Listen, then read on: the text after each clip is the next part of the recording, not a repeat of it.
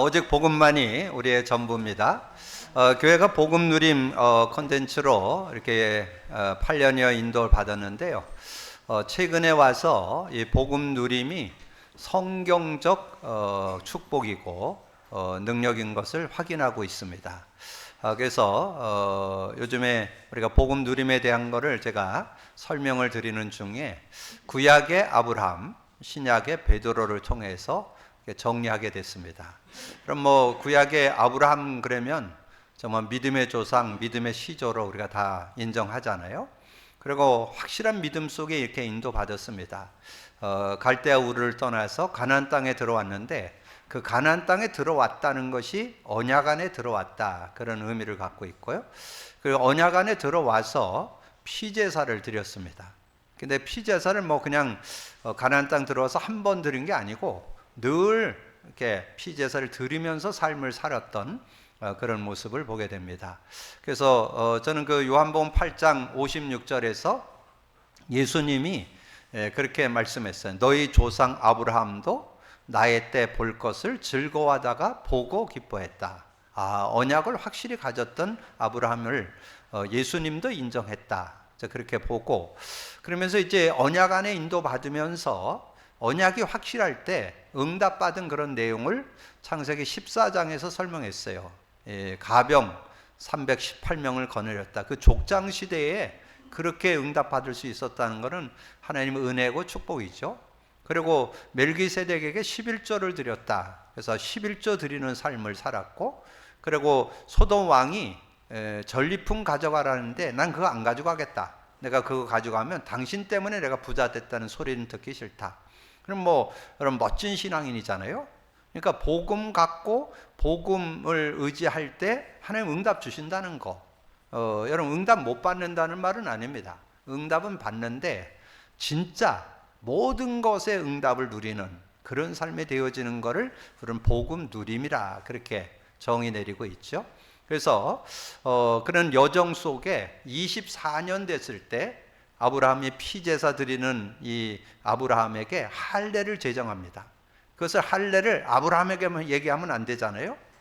그래서 그 민족이 어려서부터 태어나면 8일 만에 할례 받을 것을, 지금도 유대인들은 할례를 8일 만에 행합니다. 그런데 아브라함이 할례를 받은 때가 99세였습니다. 그래서 창세기 17장 24절에 보면 아브라함이 할례를 받은 때는 94세였더라 이렇게 설명되어 있습니다. 그런데 놀라운 사실을 제가 발견했어요.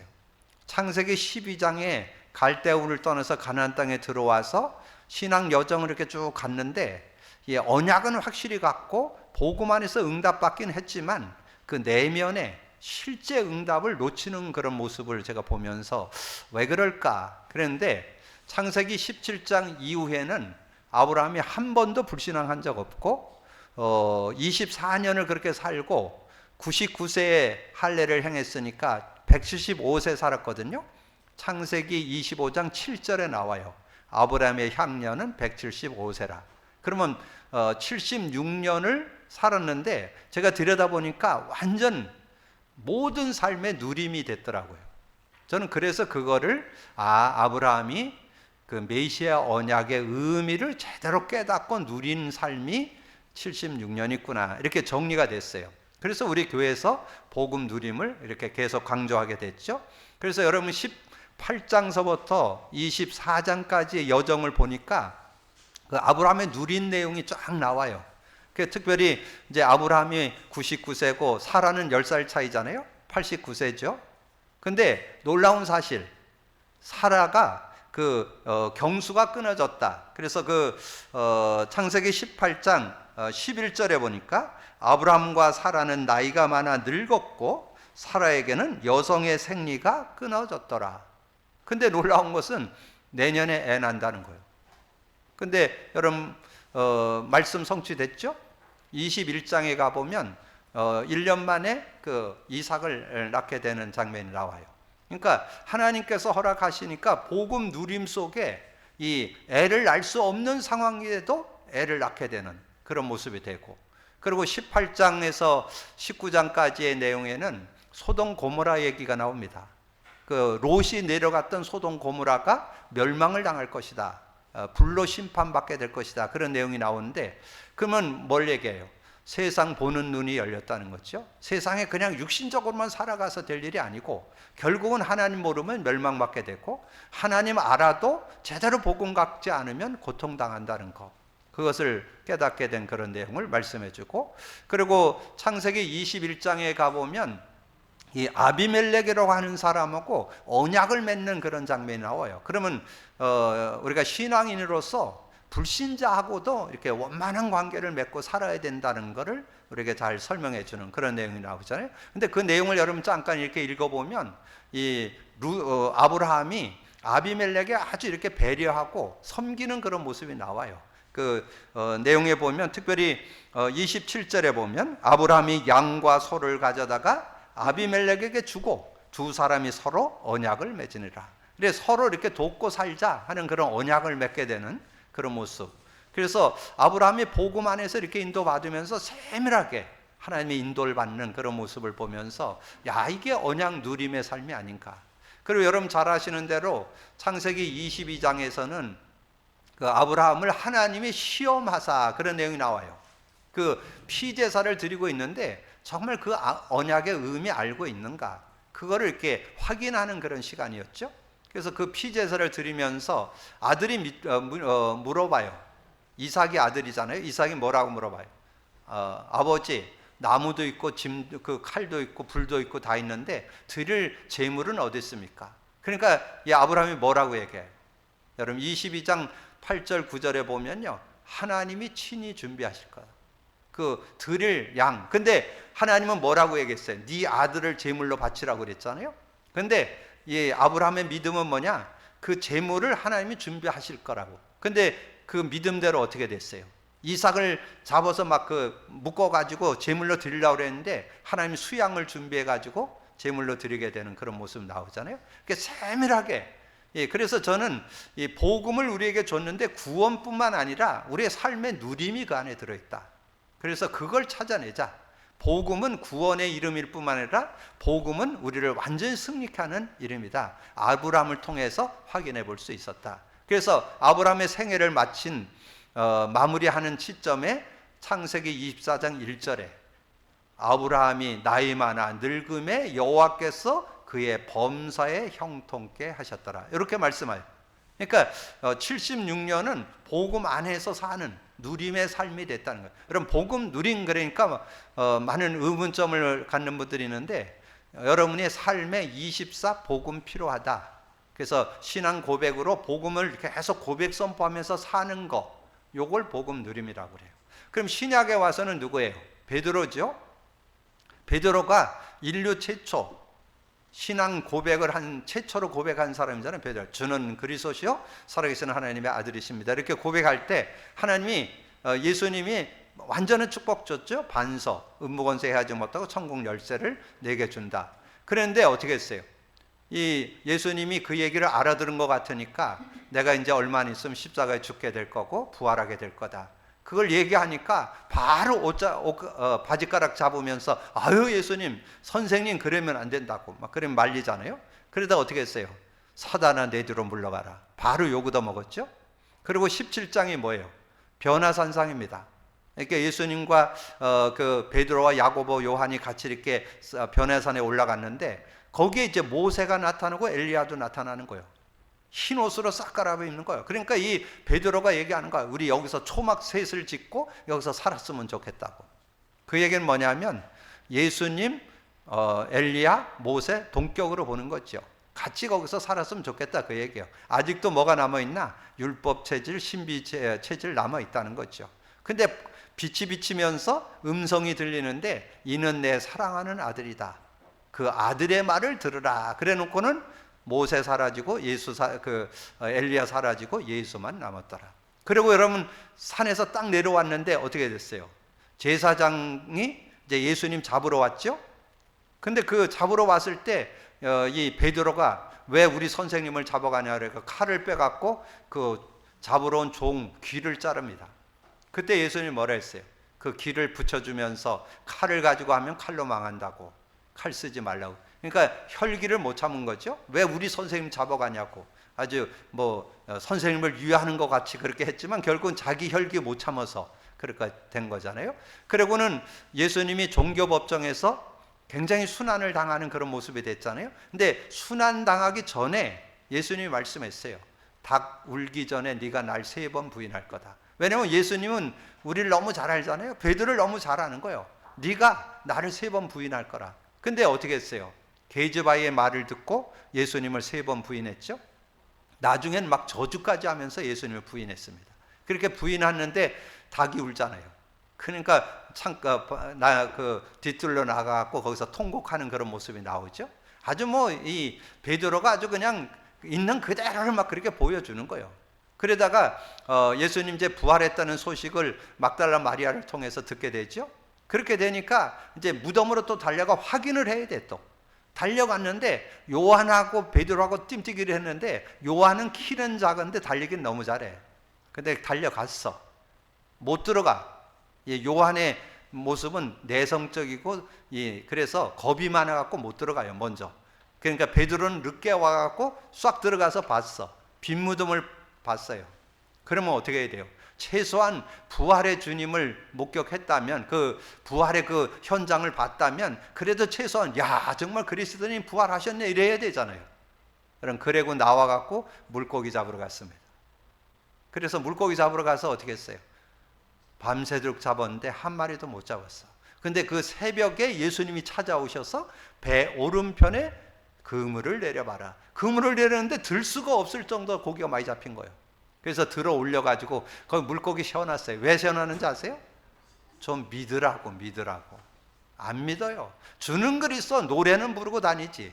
다 끝났어. 모든 문제 해결됐다 그러면서 늘 그냥 자기 힘으로, 자기 생각, 자기 기준으로 뭔가 살아가려고 하는 그런 모습. 그랬던 베드로 언제 바뀌었는지 아세요?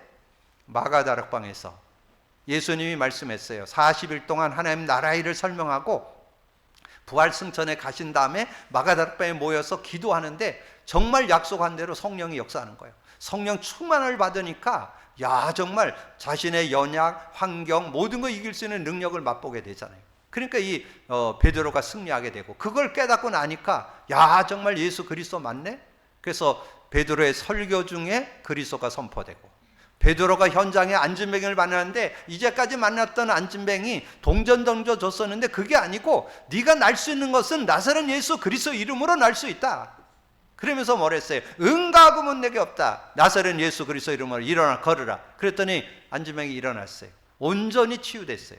다리만 펴진 게 아니에요. 마음도 바뀌고 모든 거 다 바뀌었어요.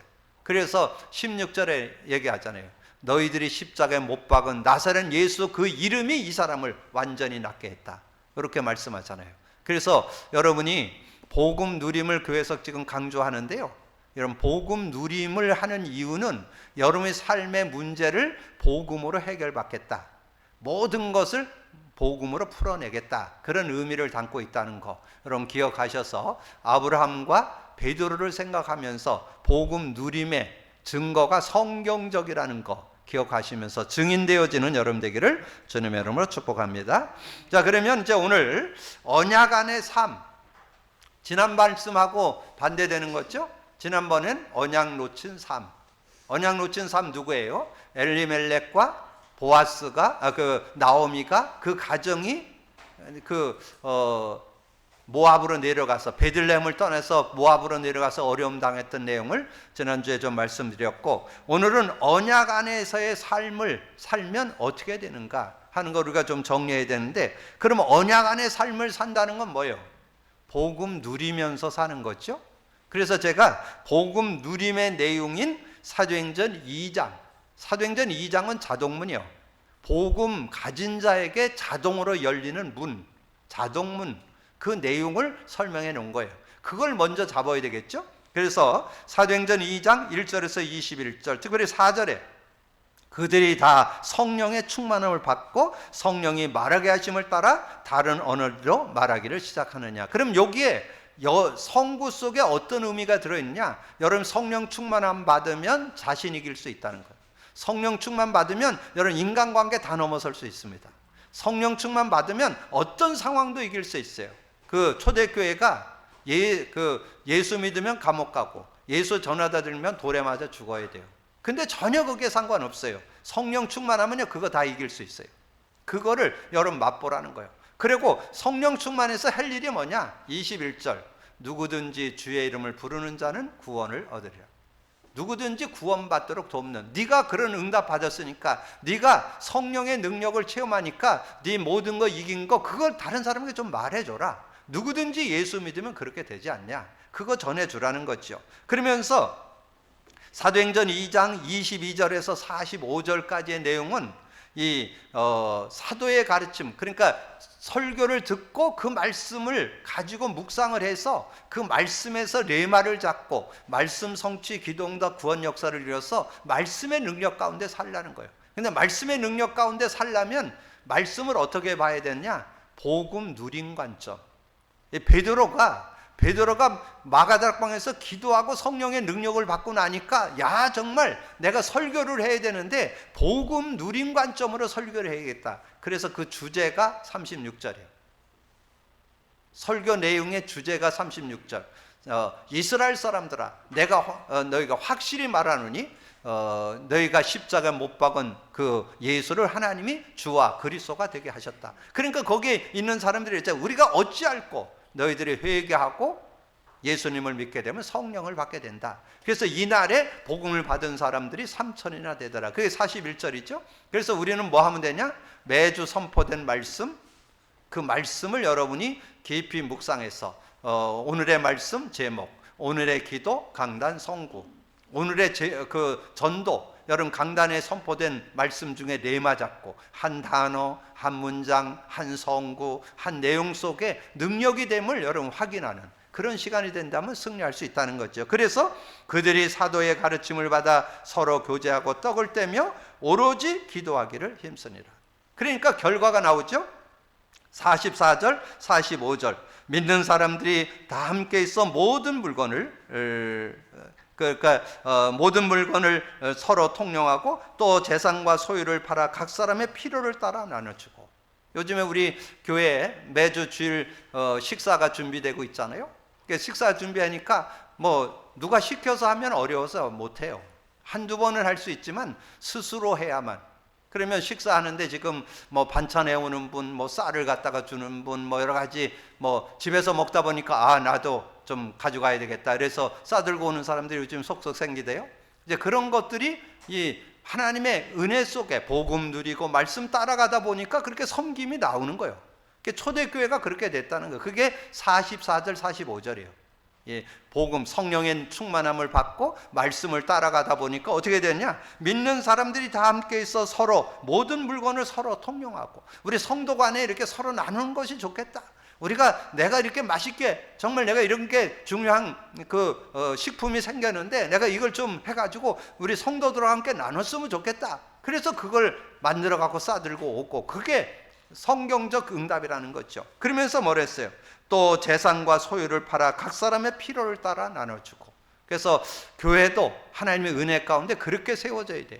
우리 교회가 하나님의 은혜 가운데 하나님께서 우리 교회가 그런 응답을 받게 되고 시설도 준비되고 이렇게 해서 정말 저는 이 시대에 하나님께서 우리 교회를 사용하실 거라고 확신합니다. 왜냐하면 복음 누림을 찾아냈다는 것은요 21세기의 축복입니다. 근데 그것이 제가 했고 우리 교회에서 해서 옳은 게 아니에요. 성경에 맞아야 되는 거예요. 저는 확인했어요. 아브라함을 통해서, 베드로를 통해서 정말 복음 누리는 삶을 하나님은 살기 원하시는구나. 그걸 확인했기 때문에 그런 증인으로. 그렇게 되면 어떻게 되냐? 2장 46, 47절. 날마다 마음을 같이하여 성전에 모이기를 힘쓰고 집에서 떡을 떼며 기쁨과 순전한 마음으로 음식을 먹고 하나님을 찬미하며 또 온 백성에게 칭송을 받으니 주께서 구원받는 사람을 날마다 더하게 하시니라. 우리 포럼 팀들이 목요일날 토요일날 포럼을 하더니 우리가 포럼만 할 게 아니라 새벽을 깨우자. 그래가지고 요즘에 새벽 기도에 지금 5명이 다 나오고 있잖아요. 참 귀한 거예요. 하나님께서 그렇게 하니까. 근데 실제는 본인들이 믿음을 결단했지만 결단하고 나니까 최고 축복이잖아요. 여러분 지금 우리가 교회에서 지금 복음 누림 하는데 주일 메시지, 수요 메시지 갖고는 한계 있어요. 진짜 메시지 흐름 타려면 새벽에 오셔야 돼요. 그래야 여러분 전체 메시지 흐름을 제대로 흘러가면서 제대로 응답받는 그런 삶이 되는 거죠. 근데 그러면서 어떤 응답이 요즘에 오고 있어요? 제가 금요일 날 포럼을 들으면서 하나님께서 이제 우리 교회 성도를 통해서 주변에 있는 사람을 살리겠구나, 세우겠구나, 이게 확신되는 거예요. 지금 그 팀 사역들이 일어나서 주변 사람들을 살리는 그런 내용을 지금 요즘 많이 간증하고 그러더라고요. 자, 그런 것들이 앞으로 이제 포럼 팀들 속에서 나오고 우리 성도들 속에 나오고 각 기관에서 나오고 교회에서도 응답받는 그런 축복이 있게 될 줄로 믿습니다. 그래서 요즘 저는 이제 많은 목회자들하고 지금 연결이 계속되고 있습니다. 그래서 하나님께서 많은 목회자들이 정말 복음 누림 속에 들어가야 삶이 되고 성경이 복음 관점, 복음 누림 관점을 보여줘야 생명력을 얻을 수 있습니다. 그래서 실제적인 응답을 받아야 증인될 수 있는 그런 축복이 있는 거죠. 자, 그러면서 이제 오늘 언약 안에서의 삶에 오늘 보아스 그러니까 나오미의 가정 속에 이 룻이라는 이방 여인이 오게 됐잖아요. 근데 그 이방 여인이 언약 안에서 어떻게 살아가는가를 요 2장을 통해서 잘 설명을 해줬어요.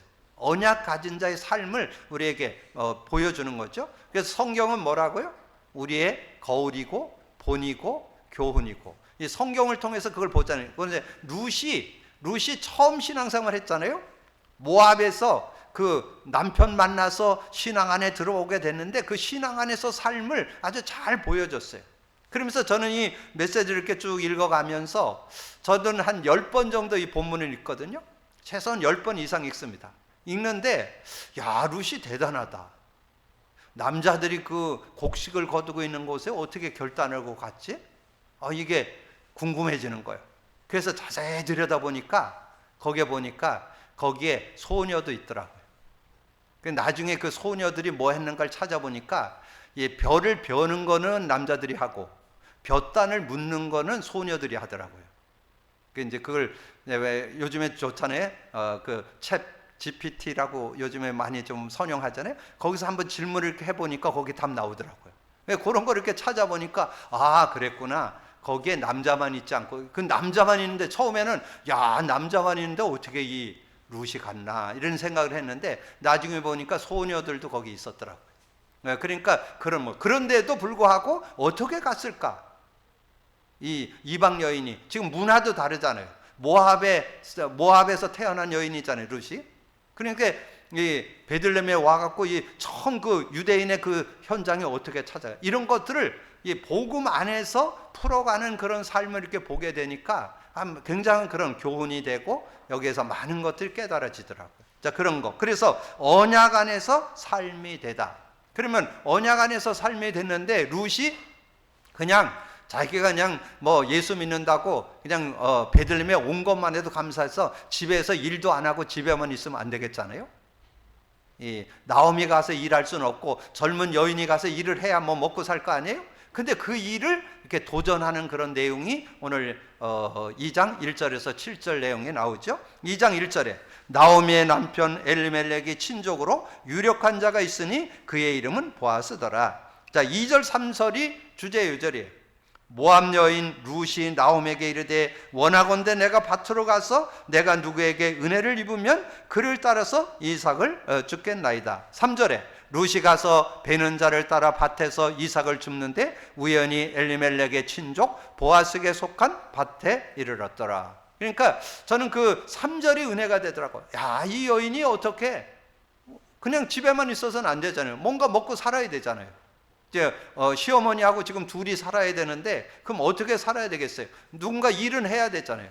근데 그 결단하는, 그래서 언약 가진 자가 그렇게 결단하는 그런 모습을 저는 룻을 통해서 확인하게 됐죠. 그렇게 됐는데 그게 결국은 중요한 만남으로 이어지죠. 그게 4절부터 7절이죠. 마침 보아스가 베들레헴에서부터 와서 베는 자들에게 이르되 여호와께서 너희와 함께 하시기를 원하노라 하니 그들이 대답하되 여호와께서 당신에게 복 주시기를 원하나이다 하니, 이 보아스가 믿음의 사람이었다는 걸 볼 수 있죠. 이 요절 4절 요절 속에 여호와께서 너와 함께하기를 원한다. 근데 거기에 일꾼들도 또 다 신앙인들이야. 일꾼들도 얘기하잖아요. 여호와께서 당신에게 복 주시기를 원한다. 그러면서 5절에 보아스는 베는 자들을 거리는 사환에게 이르되 이는 누구의 소녀냐 하니 베는 자들이 거리는 사환을 대답하여 이르되 이는 나오미와 함께 모압 지방에 돌아와 모압 소녀인데 그의 말이 나로 베는 자를 따라 단 사이에서 이삭을 죽게 하소서 하였고 아침부터 와서는 잠시 중에 쉰 외에 지금까지 계속 중이니이다. 그래서 저는 여기서 뭐를 교훈받았냐면 그 2절 정말 언약 가진 자가 그냥 집에 앉아서 그냥 있는 게 아니고 일터로 나가서 거기에 일을 하면서 이제 하나님의 역사를 보려고 하는 여러분이 뭔가 믿음 갖고 있다 그러면서 그냥 앉아 있으면서 하늘에서 뭐 떨어지길 기다린다고 되는 게 아니잖아요. 일터로 나가서 그 현장으로 나가는 그런 모습, 세상 속으로 나가는 그런 모습. 그런데 전혀 문화가 다른, 지금 다른 나라에서 온 여인이잖아요, 이 룻이. 그럼에도 불구하고 그렇게 도전할 수 있는 그런 모습이 보였고요. 두 번째는 언약 안에서 만남이 되다. 그런 걸음을 걸어갈 때 이제 만남이 주어지는 그런 모습이 나오죠. 자, 8절 9절에 보아스가 룻에게 이르되 내 딸아 들으라. 이삭을 주우러 다른 밭으로 가지 말며 여기서 떠나지 말고 나의 소녀들과 함께 있으라. 그들의 베는 밭을 보고 그들을 따르라. 내가 그 소년들에게 명령하여 너를 건드리지 말라 하였느니라. 목이 마르거든 그 그릇에 가서 소녀들이 걸어온 것을 마실지니라 하는지라. 자, 그렇게 그 보아스가 이 룻을 이렇게 배려하는 그런 모습이 나오잖아요. 그런 모습 속에서 저는 여기에서 좀 마음에 와닿는 게 10절이에요. 10절. 이 룻이 참 준비된 여인이라는 거. 정말 우리가 신앙이라면 이렇게 불신자, 지금 보아스라는 사람을 처음 만났잖아요. 근데 처음 만났는데 그분을 아주 예의 있게 만나는 그 내용이 10절입니다. 룻이 엎드려 얼굴을 땅에 대고 절하며 그에게 이르되 나는 이방 여인이거늘 당신이 어찌하여 내게 은혜를 베푸시며 나를 볼보시나이까 하니. 그러니까 머리가 땅에 댈 정도로 인사를 했다는 거죠. 그것이 그 유대인의 어떤 풍속이기도 한데 그 인사법은 어떤 의미를 갖냐면 그 상대를 배려하고 좀 이렇게 존중한다는 의미가 있다는 거예요. 그래서 그런 의미를 가지고 하니까 이 보아스도 이 처음 보는 여인이 문화도 다른데 그 나라의 문화의 어떤 그런 것을 가지고 아주 자기를 좀 인정해주는 그런 모습. 여러분 상대를 존중해주고 인정해주면 그럼 그게 또 마음도 열리잖아요. 그런 중심을 갖고 이렇게 보아스를 대하게 되는 그런 모습이 나오죠. 그렇게 되니까 이 보아스가 이제 그 여인을 보면서 인사 한 번에 마음도 열렸고, 그리고는 일찍이 이 룻이 나오미의 집에, 그러니까 이국 땅에 와가지고 자기 고향을 떠나서 지금 베들레헴에 와서 산다는 얘기를 소문까지 들었던 걸 이제 보아스가 얘기를 하죠. 그게 11절이죠. 보아스가 그에게 대답하여 이르되 내 남편이 죽은 후로 내가 시어머니에게 행한 모든 것과 내 부모와 곡을 떠나 전에 알지 못하던 백성에게로 온 일이 내게 분명히 알려졌느니라. 여호와께서 내가 행한 일에 보답하시기를 원하며 이스라엘의 하나님 여호와께서 그의 날개 아래 보호받으러 온 내게 온전한 상 주기를 원하노라 하는지라. 룻이 이르되 내 주여 내가 당신께 은혜를 입기를 원하나이다. 나는 당신의 하녀 중에 하나도 갖지 못하오나 당신이 하녀를 위로하시고 마음을 기쁘게 하는 말씀을 하셨나이다 하니. 그래서 이 보아스의 만남 속에 중요한 그런 만남이 되는, 근데 거기에 이 룻의 어떤 자세, 그 중심을 보아스가 보게 되는 거죠. 그 인사 한 번에 그냥 서로 소통이 되는 그런 모습을 보게 되는 거죠. 그러면서 언약 안에서 누림이 되다. 그래서 이제 그 보아스와의 만남 속에서 아주 은혜를 입게 되는 그런 내용을 말씀해주고 있습니다. 그게 14절에 식사할 때 보아스가 룻에게 이르되 이리로 와서 떡을 먹으라. 내 떡 조각을 초에 찍으라 하므로 룻이 곡식 빼는 자 곁에 앉으니 그가 붉은 곡식을 주매 룻이 배불리 먹고 남았더라. 룻이 이삭을 주우러 일어날 때 보아스가 자기 소년들에게 명령하여 이르되 그에게 곡식단 사이에서 죽게 하고 책망하지 말라. 또 그를 위하여 곡식 다발에서 조금씩 뽑아버려서 그에게 죽게 하고 꾸짖지 말라 하니라. 그래서 이 보아스가 아주 룻을 인정하고, 그래서 룻이 은혜 받을 수 있도록, 그래서 곡식 베는 데에서 조금 떨궈 주라. 근데 제가 읽으면서 저 같으면 그 한 단 그냥 주라 그랬으면 좋을 걸. 저는 그런 생각이 좀 들더라고요.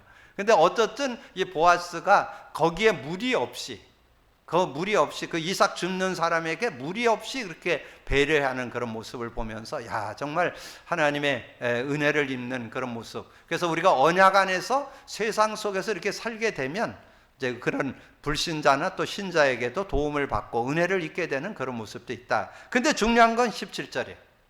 결과죠. 룻이 밭에서 저녁까지 죽고 그 죽은 것을 떠니 보리가 한 에바쯤 되니라. 그래서 이런 것들은 여러분 좀 주석이나 이런 걸 좀 찾아보면 돼요. 그래서 그 한 에바, 왜냐면 우리가 쓰는 용어가 아니잖아요.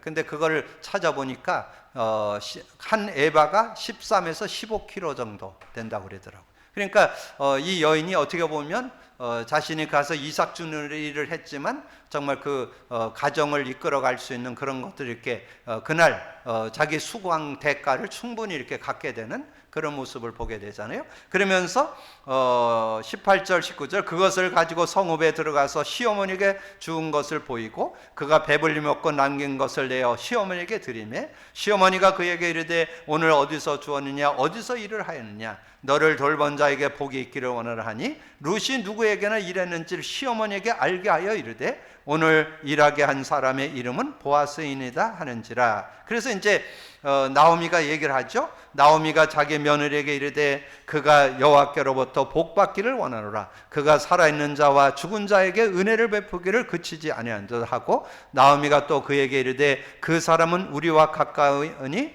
우리 기업을 물을 자 중에 하나이다. 기업을 물을 자. 그래서 그 유대인의 어떤 그런 풍속에 여러분 한번 이번 주에 기업을 물을 자라는 걸 한번 찾아보세요. 그러면 그 내용이 그 유대인의 풍속 그거에 대해서 자세히 기록이 돼 있어요.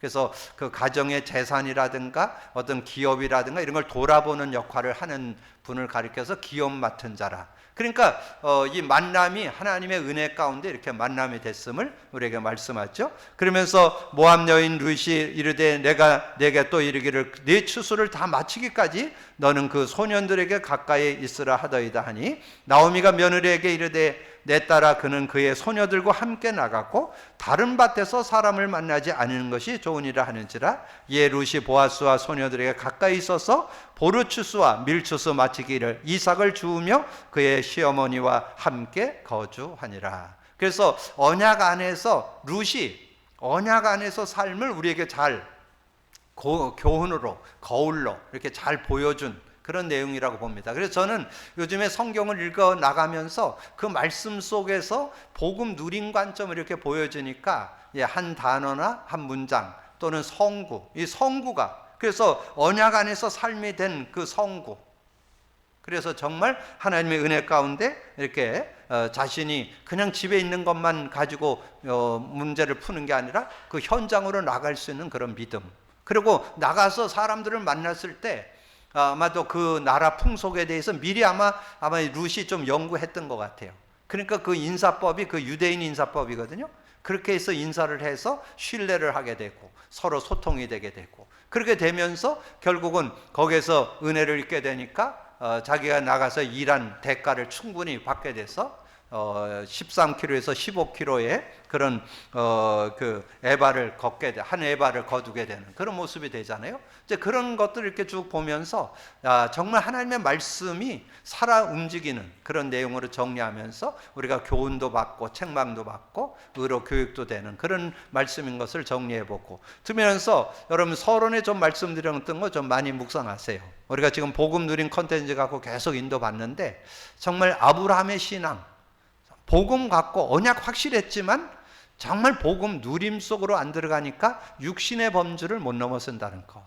정말 복음 누림 속에서 육신적인 것뿐만 아니라 영적인 것도 같이 누릴 수 있는 그런 모습이라는 거. 그래서 그것을 아브라함 베드로를 통해서 확인할 수 있다는 것. 그래서 우리가 이 시대에 하나님의 올바른 신앙의 원리, 그 축복을 찾아내고 인도받게 된 것에 감사하고 하나님 앞에 인도받는 여러분 되기를 주님으로 축복합니다. 주님 감사합니다. 오늘도 귀한 날 주시고 귀한 말씀 또 나눌 수 있도록 은혜 주시니 감사합니다. 지난주는 언약 놓친 자의 삶을 정리해 봤고 이번 주는 언약 안에서의 삶을 정리해 보면서 아버지는 이방 여인이었지만 룻이 언약을 가지고 어떻게 삶을 살아갔는지를 우리가 교훈받으면서 나는 어떻게 살 것인지, 나는 신앙으로 가진 자로, 언약 가진 자로, 복음 누리는 자로 삶을 점검해보고 하나님의 응답과 축복 속으로 들어가는 우리 모두가 될 수 있도록 축복해 주옵소서.